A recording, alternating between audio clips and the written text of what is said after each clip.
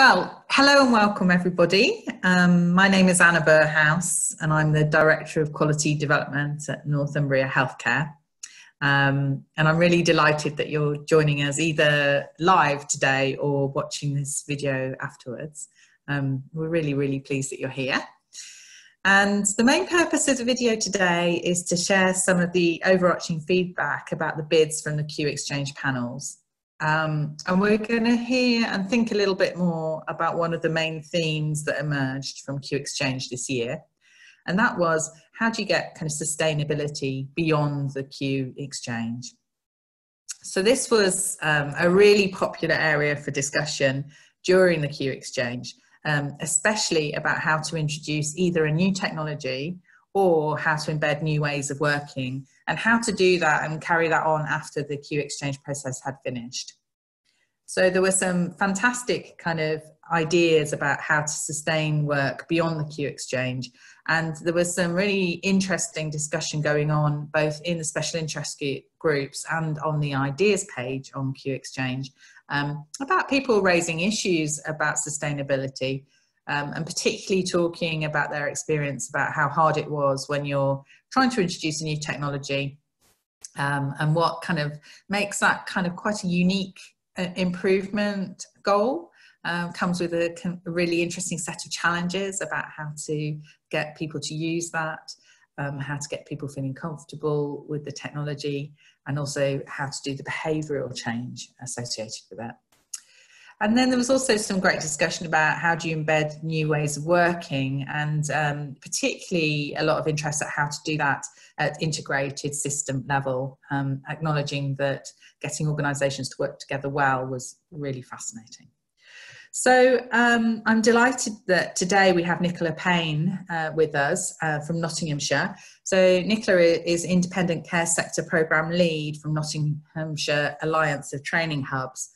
And the team have been building this system-wide approach to new ways of working, which we're going to hear about later. But we're also really interested in what you've got to say about the matter and drawing on your own experience. So we're planning on leaving some time after the presentations for some group discussion. And we're particularly interested in your experiences of Q Exchange and what you've learned from this process, either from having a bit of your own or from the process of voting and taking part in some of the exchanges that have been going on of ideas. So without any kind of further ado, then let me introduce you to our panel for today. Nicola, do you want to unmute yourself and say hello and introduce yourself? Hello, yes, so I'm Nicola Payne, and as you've already said, Anna, I'm the Independent Care Sector Programme Lead within Nottinghamshire Alliance of Training Hubs. And my remit is to look at the Enhanced Health in Care Homes framework across both the Midlands and the East regions, working for Health Education England to understand the workforce development needs. Lovely. And then Zoe, do you want to just give a brief intro to yourself? Yeah, sure. So I'm Zoe Brewster. I am the project lead for Q Exchange. So I am involved in the helping bidders submit ideas, designing the programme, and also supporting the funded teams as well. Yeah. Fantastic. Thanks both. We're going to hear from both later on, and Zoe's going to chair the discussion that we're going to have afterwards. So let's just do a tiny bit of housekeeping. So during the webinar, please feel free to use the chat kind of function at the side and to ask any questions that you've got, and also to kind of text each other any ideas that you have. And then when the presenters have finished, feel free to use the kind of hand button. You can see it at the bottom of the screen. You can put your hand up and then we'll know that you want to ask a question. And if you've enabled your video and your audio, actually we'll come to you if you want to, and you can ask it live.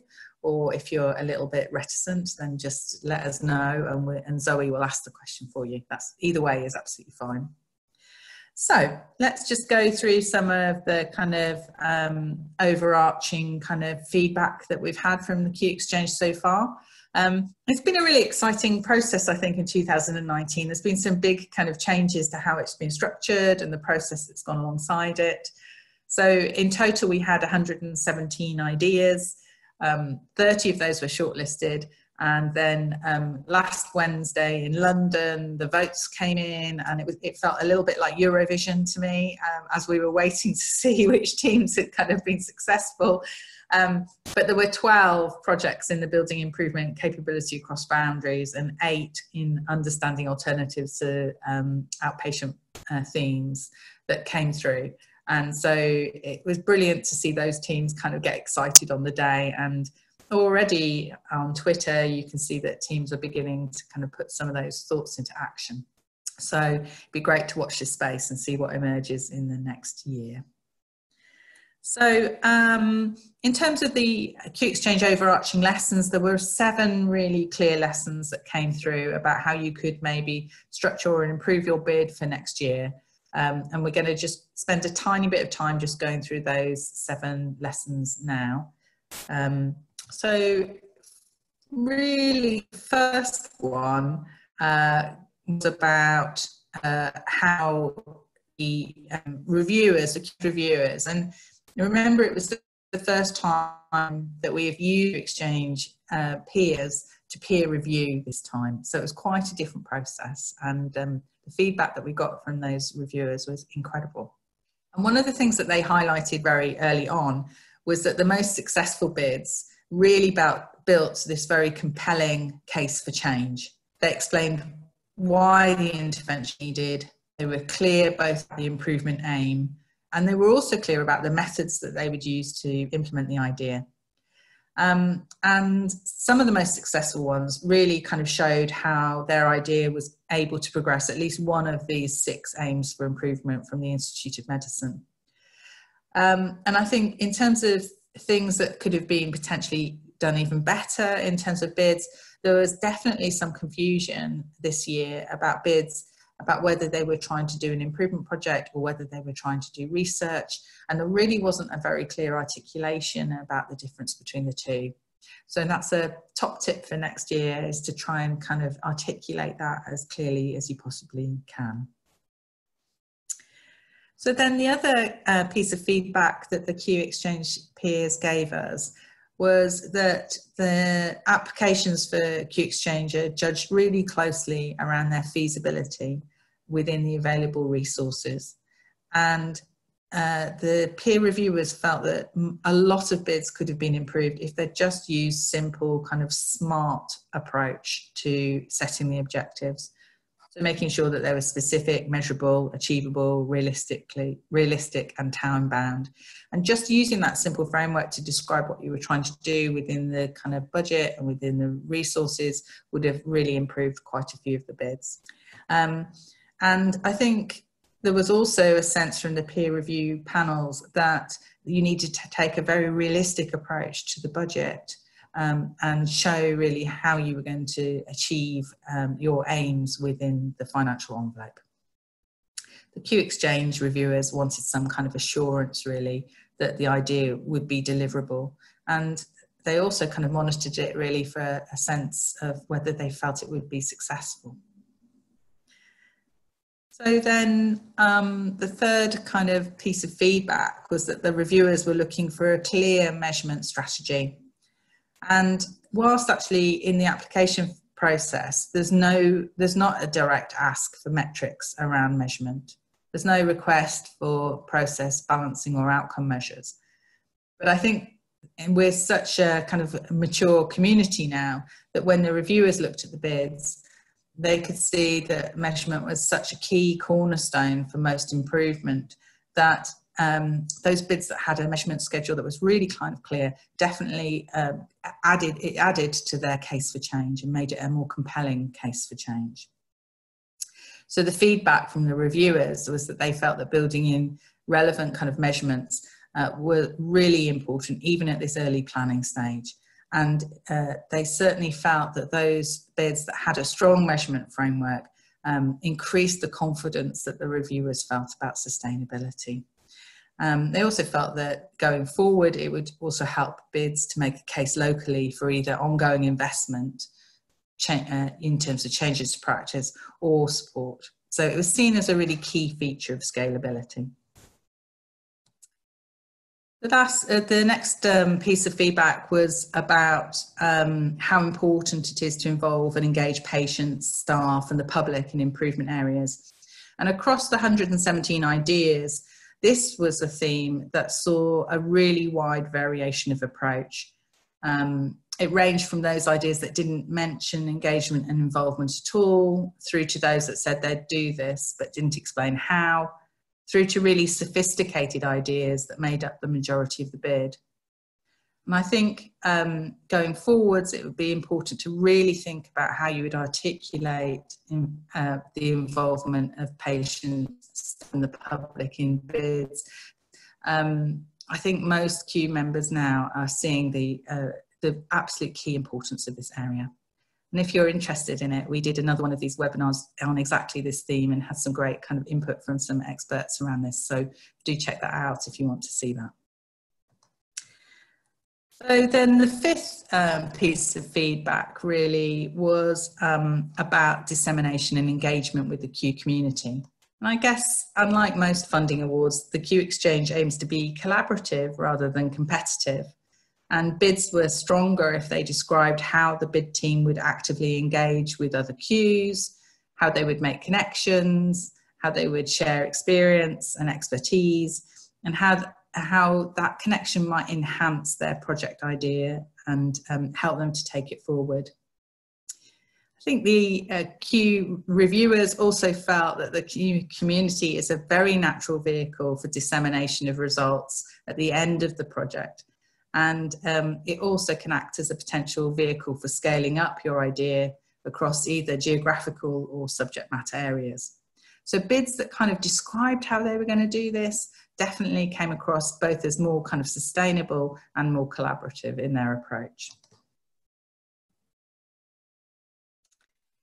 So then the other theme was about taking a system-wide approach and involving all key stakeholders.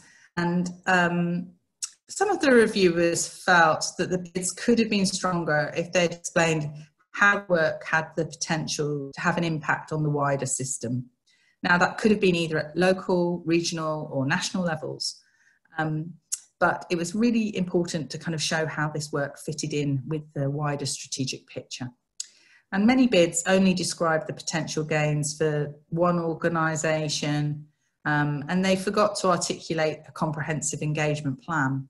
So, for example, a project to improve outpatients might seem on the face of it like a hospital-based project, but changes will have implications for primary, community and social care.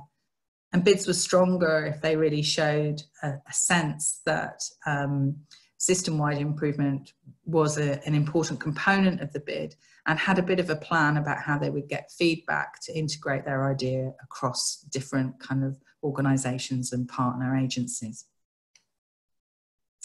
So the final kind of piece of feedback that emerged, and one of the strongest themes, was around sustainability beyond the Q Exchange programme, and that's what we're going to spend a bit more time thinking about today.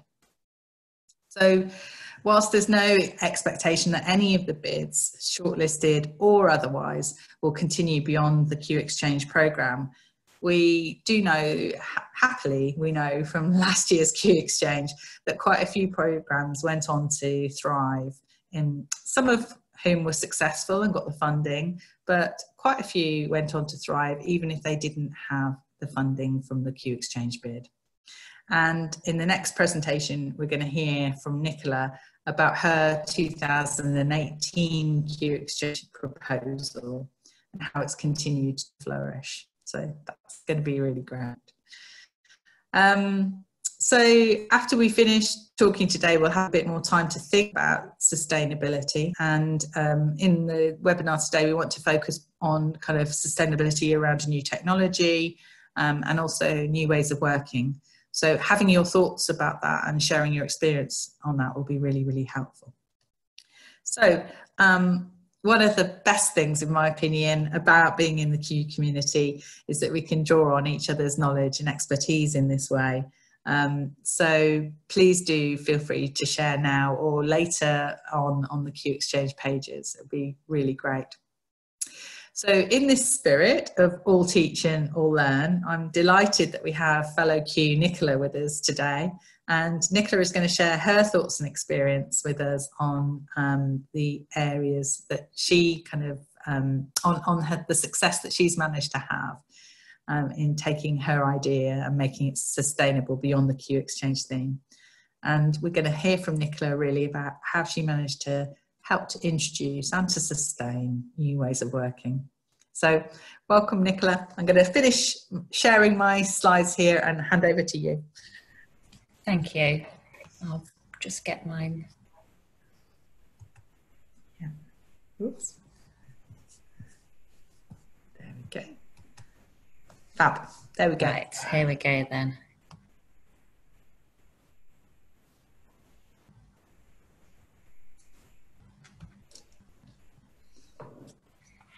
There we go. So I just want to talk through the bid that we put in 2018, which was looking at developing a new way of working.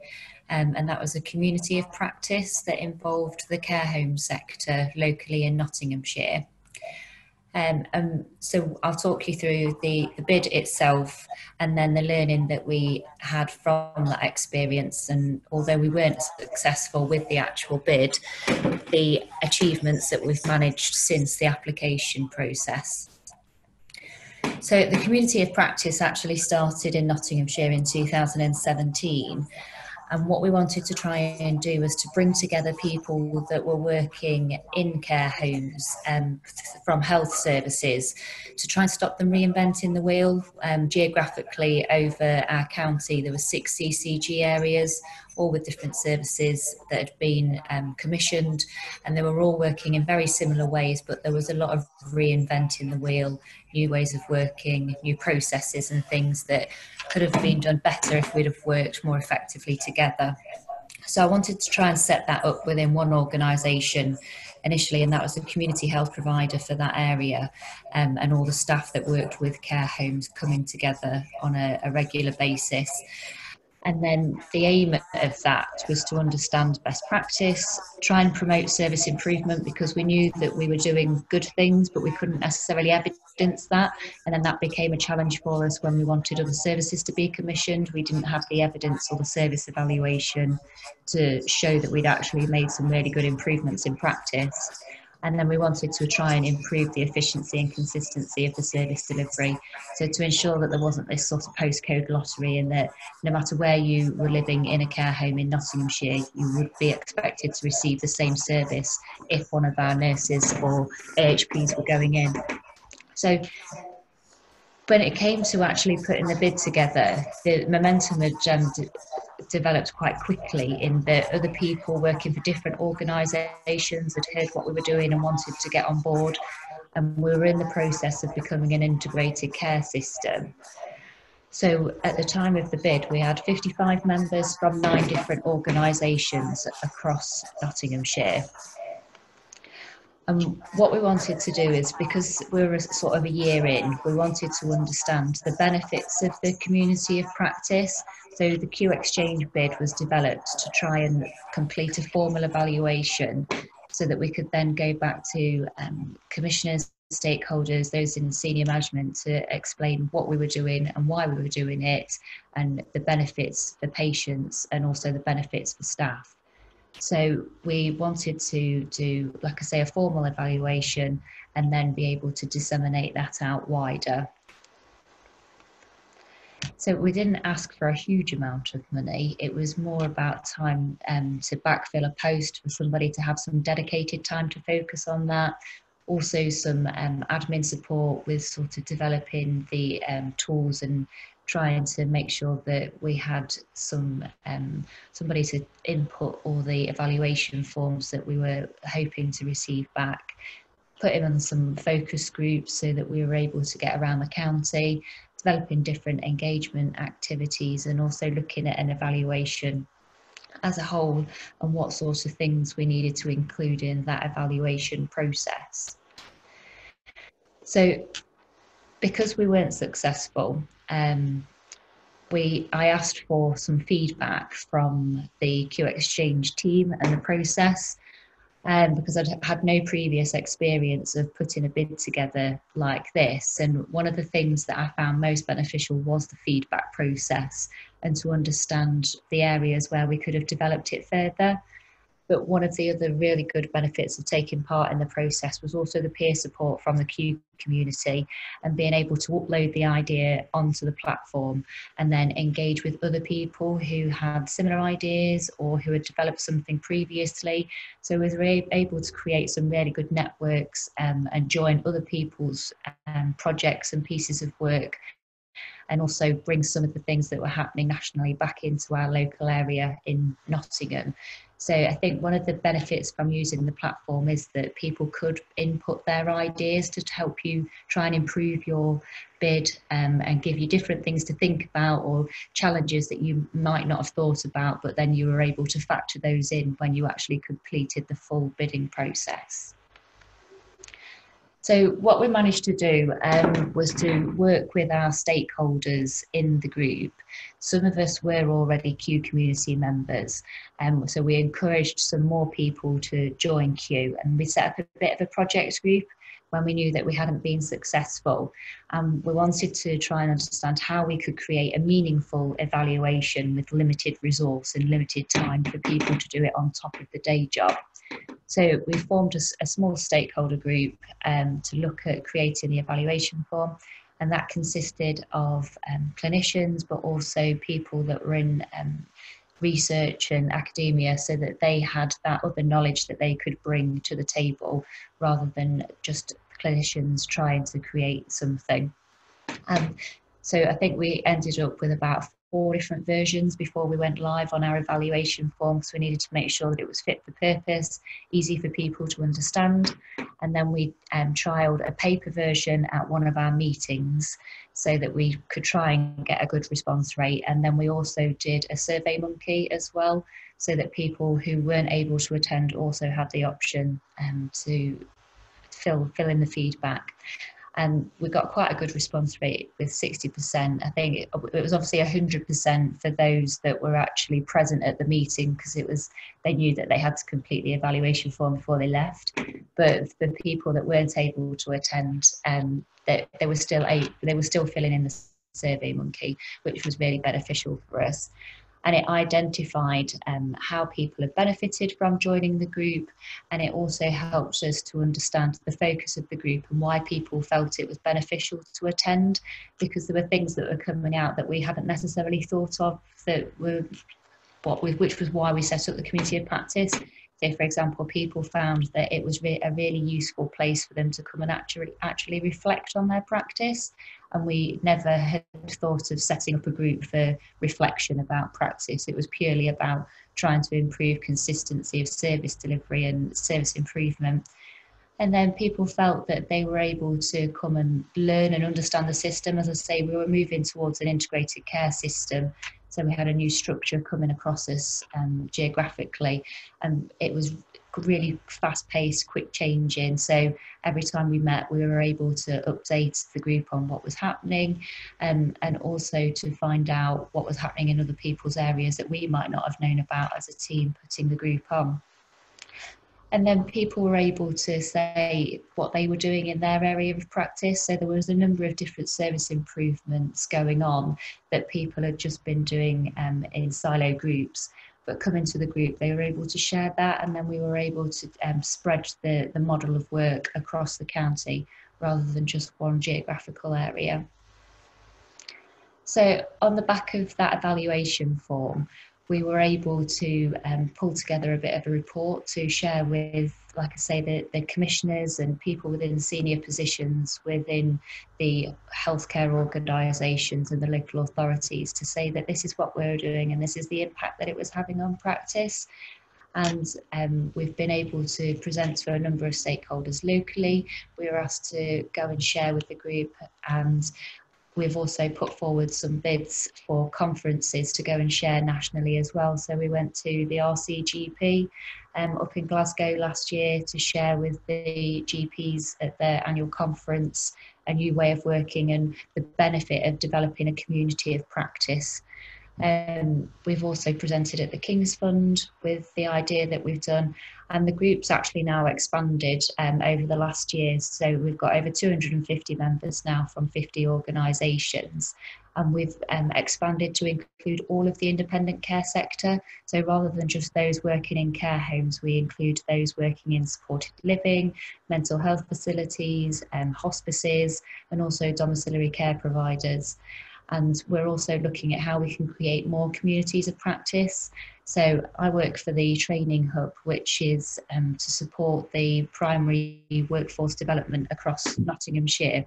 So we're developing communities of practices for our social prescribers who have just recently come into post, and the practice managers of the GP surgeries now that we're moving to primary care networks.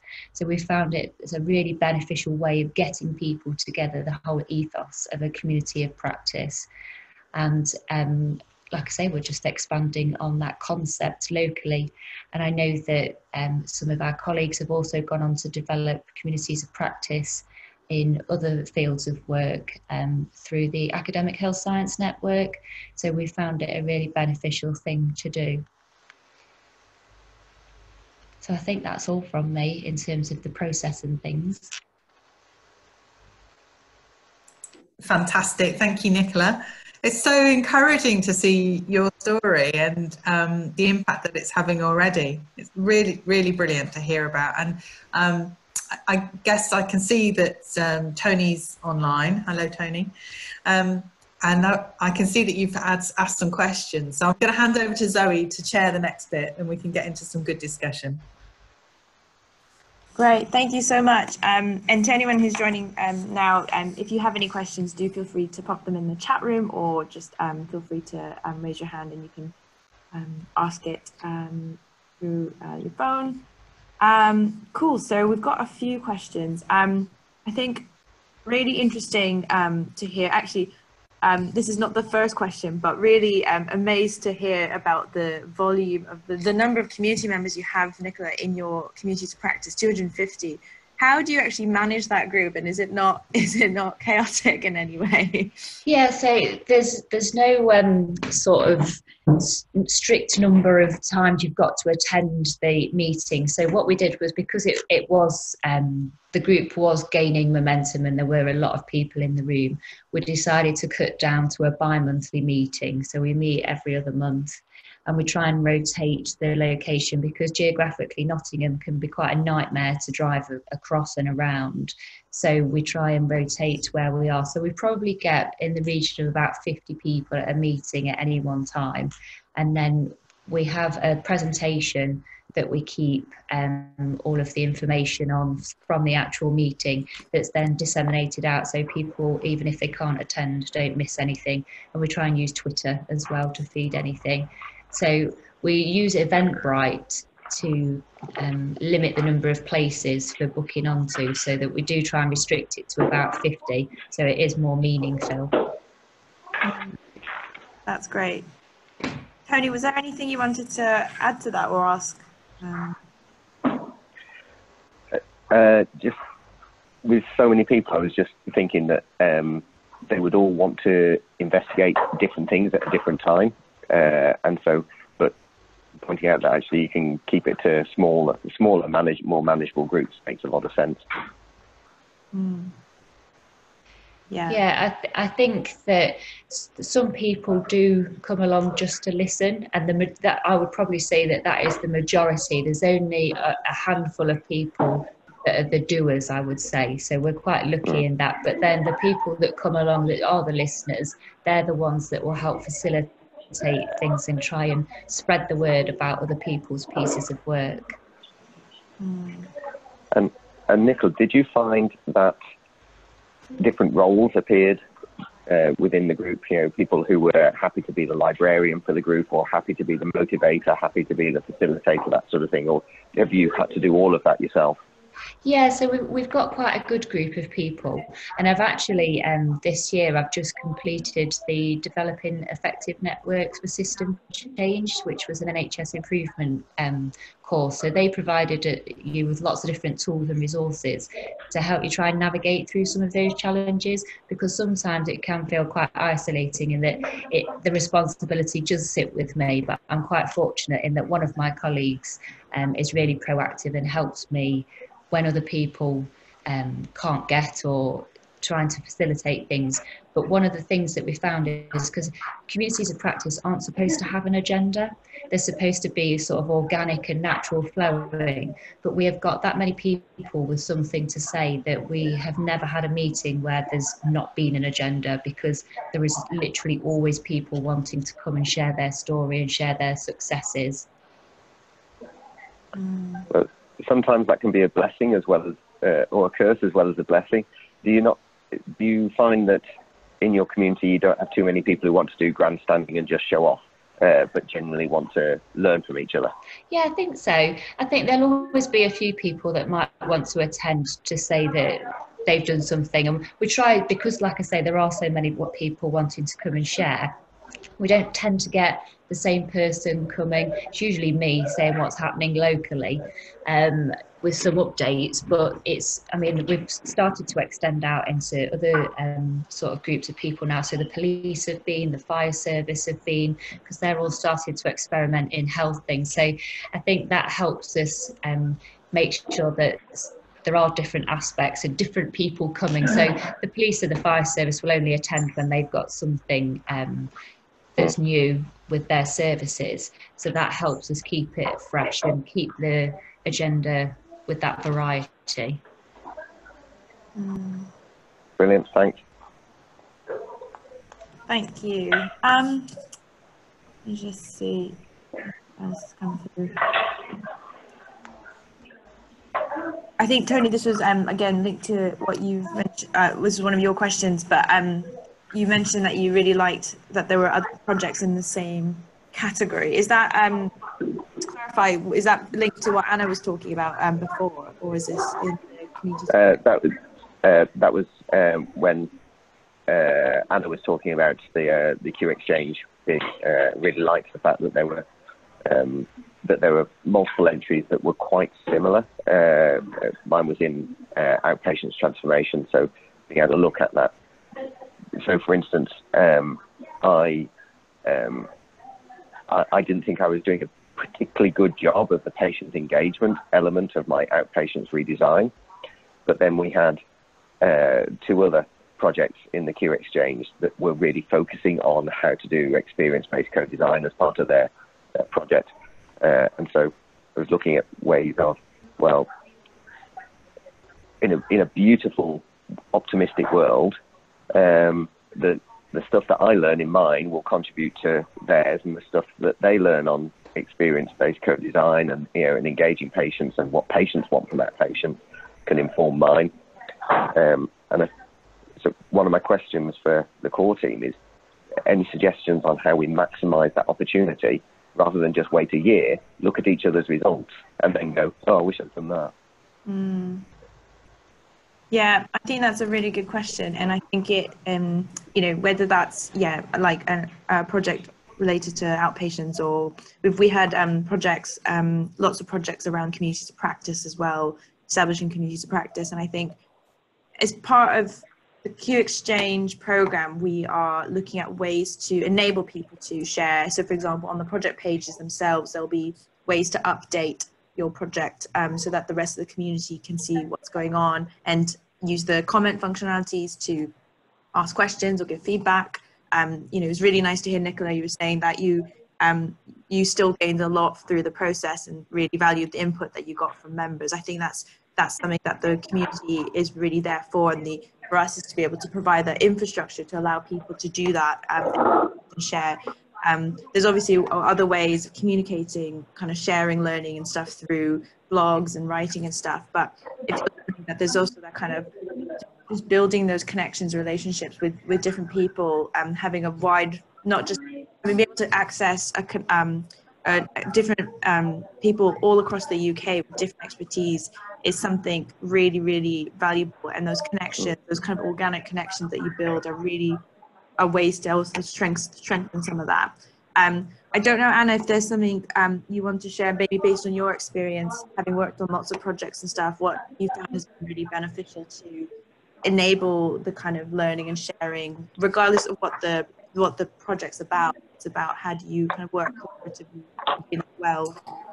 Yeah, no, so I think Tony's raising a really good challenge for us as community members, really, which is how do we create those relationships that allow us to learn, and how do we, 'cause the temptation is always, and I don't know whether Nicola would agree with this, but when you've got your project going, the temptation is always to be in amongst it, and you're kind of constantly kind of trying to make it happen and trying to make it work. And one of the hardest things to do is to stand back and reflect. And then even harder than that is then to stand back and think, I need to be sharing this as I go, because you can get so focused on just operational delivery. And that's where I think the special interest groups in Q could potentially have a really interesting kind of role, because like, for instance, the outpatients one, there was so many great conversations in there about how do you measure outcomes across the system, how do you, as Tony said, how do you get patients and communities and the public involved. So that in a way, I think that is the space we could potentially use as Q members, if we can remember to kind of get out of the operational way of thinking for a little bit, to go back in and to kind of constantly ask each other those questions and be curious about what each other is learning. Because as Nicola described, the vehicle is there. It's just really that we need to remember to use it. And certainly I think that can be really hard when you're to kind of operationalize something at the front line. It's always hard to take time out to reflect, isn't it? I don't know whether you found that, Nicola, when you were doing your work. Yeah, I think the reflection thing for us was one of the biggest things, and it wasn't until I then, so it was almost a year later, completing the Densey course, that it enabled us to take that time back and reflect on what we were actually doing. Yeah, and I'm really interested in, because that course is quite new, isn't it? And I reckon it's open again at the moment, isn't it, for applications, I think. So we can provide the link for that course after the webinar. But I'm really interested in which of the tools or the methods do you think you use the most, Nicola, to help you with your programme? So there was a maturity matrix that we used, and then we were able to sort of assess where we were and then reflect basically on what we were doing. And we had a small project group that was able to undertake that exercise as well. So it wasn't just me and my thoughts, it was trying to put it back out to the group as well to see. And then by doing it once, then that was almost like our baseline, and that's what we were then measuring ourselves against. And then you were able to look at different key people within your group to see who were the influencers and who were people that would be able to help you facilitate that change. So I think it was more about that reflection time maybe than necessarily the resources. Now that I'm having this conversation, that we were able to just take that step back. Yeah, and it's really fascinating. I mean, Michael West is interested in this area, Professor Michael West, about, you know, teams taking time to think. And he's got a kind of a strong kind of evidence base that you're more productive if you do that. But I think it's really interesting that we're working in a culture that is really hard to, it's really hard for people to prioritise time out to think. And then time out to share is sometimes even harder than that, I think.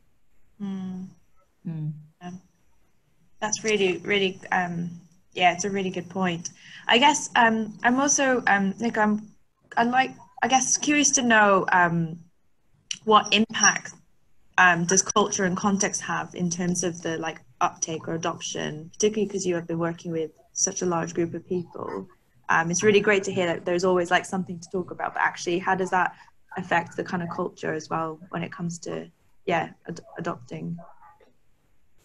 I think that the culture has improved across the system for those individuals working, because they're able to take the time out to come together. And historically, we haven't really had that time out of practice to socialise really, and we've linked up with the other community of practice from the Academic Health Science Network. So they do their session in the morning, and then they put lunch on, so our session then go in the afternoon, and then there's that time for people to take out and discuss. And so I think the culture has improved amongst us as a group, and we've got more understanding of who each other is and what our roles are and what our responsibilities are in practice, particularly with the acute sector as well, because we've got our secondary care colleagues who have been able to come along and attend and actually hear about what's happening in the community and in care home settings. It's not what they initially had thought was happening. So it's been being able to see each other for who we are rather than just a job role. Yeah, it's fascinating actually, because you know, if Tom Downs was here from Sheffield, and if he was talking about the Flow Coaching Academy and the big room methodology that they use, where they bring people from across the community together to think about a certain kind of care pathway. One of the things that I've heard Tom talking about many, many times is the impact of empathy for people's other work situations, and how, you know, if you bring people together, you develop that empathy for people's situations, which means you're much less likely actually to either blame other people down the system or to think that people aren't playing their role. And it just kind of helps to build a kind of more positive multi-organisation approach, doesn't it? And relationship, when you take that time out to have those conversations. Fascinating. Yeah. Does anyone else? Okay. Go ahead, Tony. I've looked at how to manage culture in a community of practice as well, and really looked at how to try and level the playing field, to take the normal organisational hierarchies out of it, so that everybody feels as if they've got an opportunity to contribute on an equal footing. And that takes quite a bit of doing, but for some of it, for me, it was simple things like, I just want to know your name and which organisation you come from, but I don't want to know your title. So and always then listing people by their name and their organisation and not their title. I tried it without organisation as well, but that was chaos. Nobody knew where anybody came from, and then they couldn't follow up with each other afterwards. But name and organisation really helped. It's interesting as well, because in doing that, you're also signalling, aren't you, very strongly, that it's a flat hierarchy. You're indicating that this is about collective leadership, and it doesn't matter what your role is. So I like that. It's subtle, but I think it sends a very strong message, doesn't it, that everybody's voice is valued. Yeah. One of the things that we asked our members to do in the initial beginning was to identify what they wanted from the group, but also what they could give to the group, so that everybody felt that they had a purpose to attend. And then when I had this experience of the bid exchange, I spoke to Cleo Butterworth, and I know she's just recently, in the last year or so, developed the Community of Practice course. And she talked to me about the Iceberg of Knowledge. So the first thing that we do in our meeting is we'll do a bit of a run through of who we are, where we've come from, where we're going. And I always refer back to that Iceberg of Knowledge, in that this room will help facilitate that iceberg of knowledge, so that we can, on the shop floor, sort of feed things back up to the people at the top, and then vice versa. Yeah, it's fascinating, isn't it? And there's I remember reading an evaluation about Swartz rounds, and just they'd found that for every person that had attended the Swartz round, it was likely that they would have about 7 conversations with somebody else. So you get, you know, if you've got 250 members and you in your community practice, Nicola, and you've got 50 people in the room, you start to multiply that by whatever the factor would be for your community, and you start to see that you're creating this incredible social movement, really, aren't you? A different way of thinking and talking about things. So it's very powerful. Yeah. Are there any other like kind of practical resources or tools that that you know of to anyone here in the group that we could also then share with the wider community as well? For developing the community of practice? Yeah, or like just the kind of the ways in which you might want to, the things you might want to think about when you're introducing kind of new ways of working or developing communities of practice, any kind of resources, anything that you've kind of taken away from your program as well.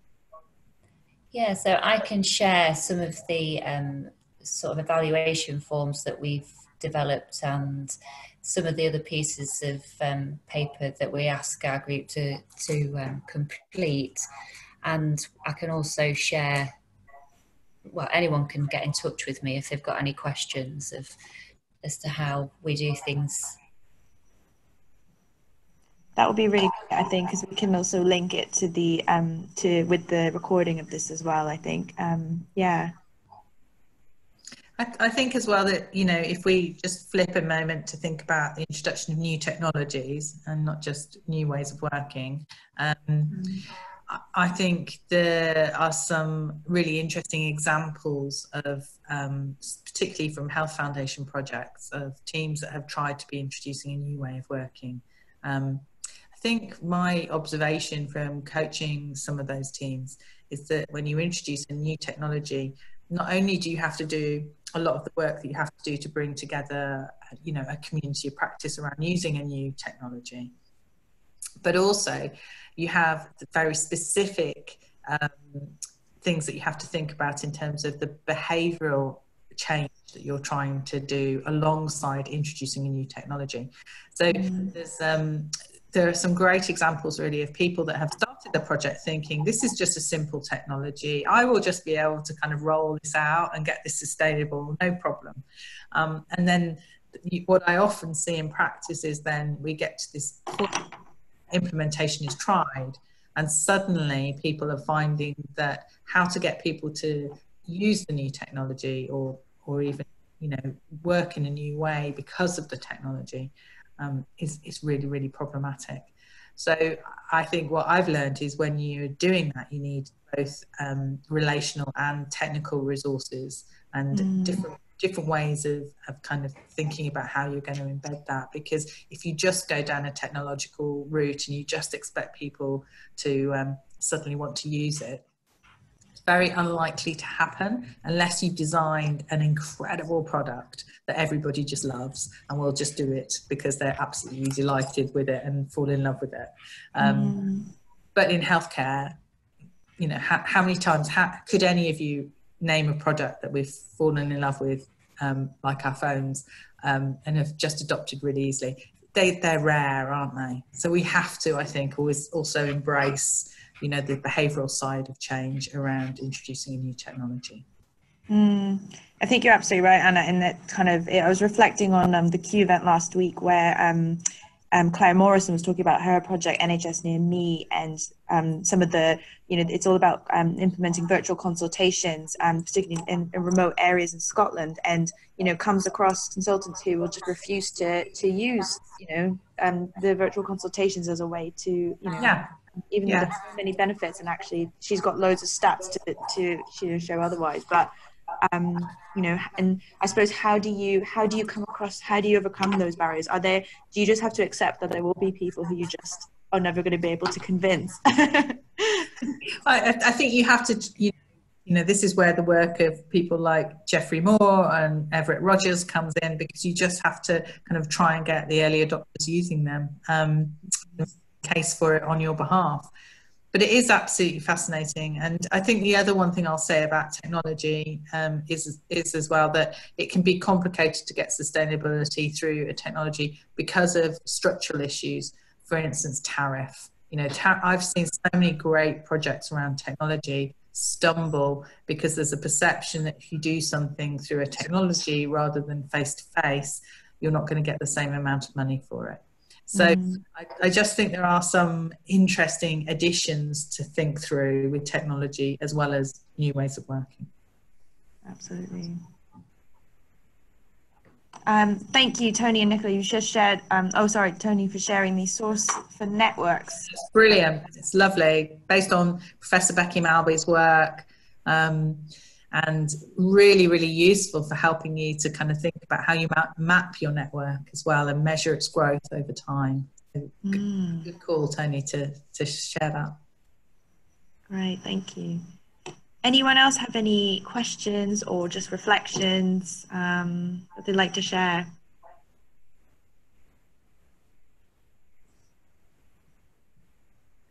I have a bit of a personal question for Nicola, I guess. I think you've clearly shown a real sense of passion for this.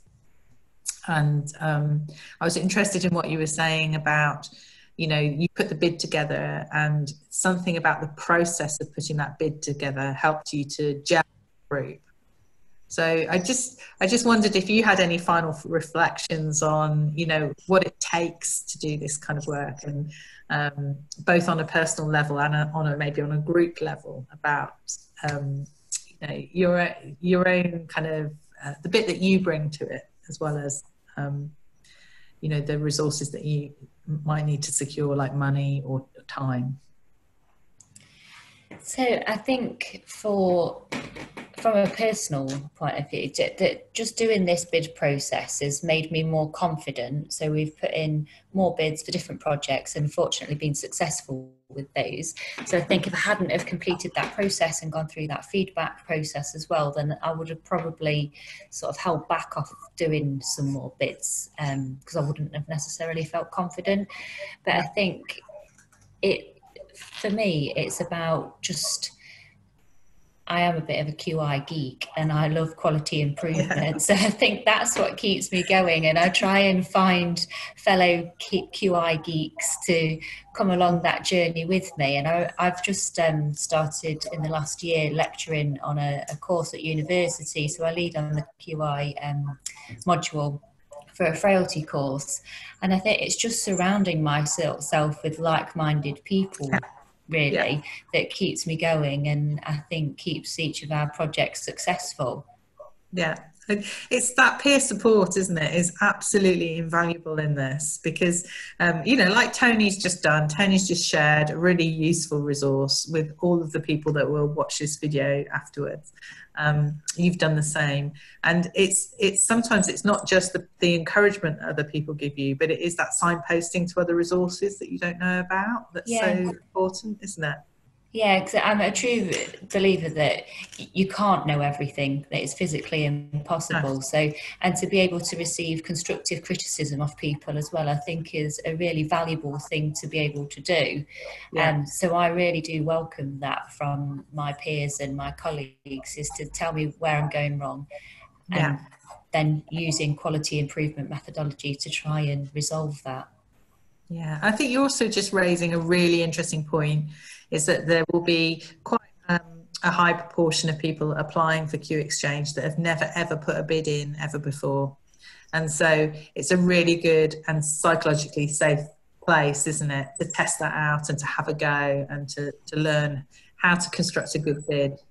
And I hope with some of the top tips that we've shared about the learning as well, that if anybody is watching and thinking, well, I'm going to have a go next year, that they've got a few pointers to work on, really. And the other thing I would say to people that have never put a bid in before but might be thinking about it for next year, the whole range of us that I'm sure would be generous with our time and our expertise in, offering some advice as you go too. Yeah.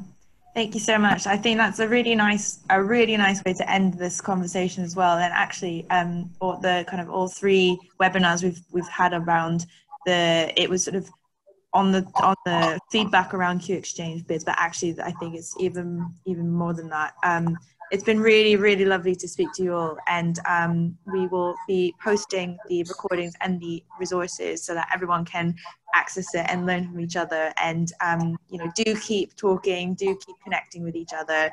You know, we've got you know, as you said, Nicola, something about surrounding yourself with like-minded people. I think that's a great, really nice way to kind of sort of demonstrate the power of the community as well. And actually, you know, Q, there's so many members and lots of people who've never been involved in Q Exchange, but, you know, can have a go next year. And I think it's inspiring people to kind of just keep, you know, keep going and speak to, you know, like-minded people. So yeah, thank you so much. And thank you for your contributions, the questions. And yeah, we're looking forward to next year's round. And this year we've got our 20 teams, but all the other teams that were not successful in funding, you know, we want them to still keep working on their projects as well. So yeah, keep up the great work, everyone. Awesome. Thank you so much, Nicola. Thanks, Nicola, and thanks everyone. And we'll speak soon.